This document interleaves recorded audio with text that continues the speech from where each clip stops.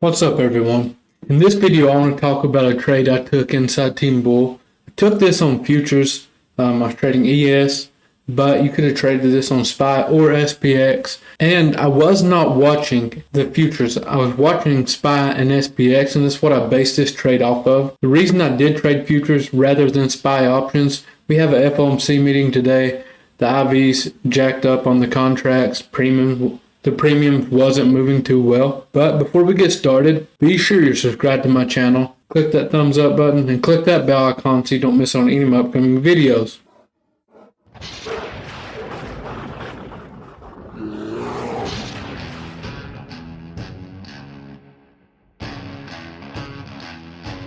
As you can see here, I don't even have the futures up. I want to talk about what I've seen on SPY and SPX to confirm this trade on ES, right? Super simple strategy here. Told everyone during my Instagram live pre-market, I'm not going to look to go long until we break above prior day close. It's 406.4 and on ES is 4,076 area. That's what it closed at the day before, right? I said, okay, if we push up to this, we've had a nice push up. Volume was not going crazy, kind of holding steady. I said, I'm going to try, a reject up here on ES, trading futures. And that was kind of my game plan. If we broke above that, I would have been out of the trade, right?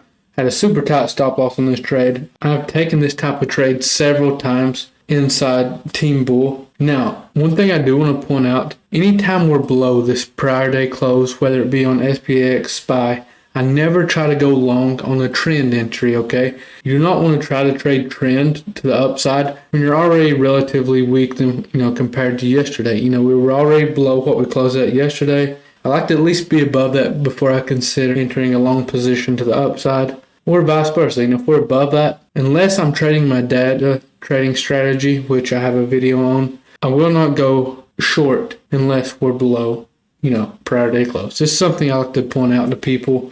Another thing I like to point out, you better know where your key levels are on SPX. You don't want to be going long right below this big 4,100 resistance, right? There's just not enough room. Chances are it's going to turn around on you. So that's something else to keep in mind there. Now, let's actually take a look at the futures trade, how it played out. Okay, so my entry was at 4,088 short. That's where I went short on ES. That's where, we hit them prior day close on SPY, SPX. They lined up perfectly. And my stop loss was right above 4,090 on this. Had roughly a 3-point stop loss. That's keeping it super tight, given we do have FOMC today.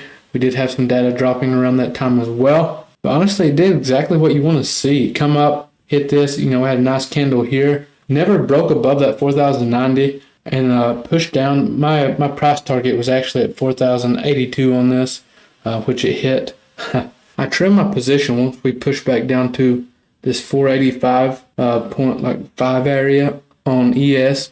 Then I said, okay, I'm holding my runners. My final price target is going to be around this 4,082 area, which you can see here why. If you look back to the left there, you see it is somewhat of a resistance. It could have been a possible area for it to come back down, retest, and continue on up. But it worked out even better. I got a fill below that level. The data, fortunately, worked in our favor. I did have a physical stop loss set for when that data did drop. That being said, I have seen times where data moves so quick that it passes your stop loss up.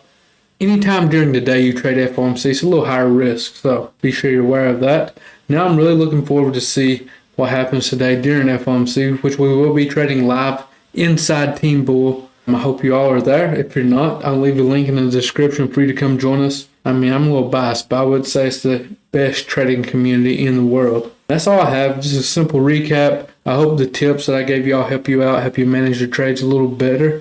If you have any specific questions related to this, always feel free to reach out to me. I appreciate you all for watching, and I will see you next time.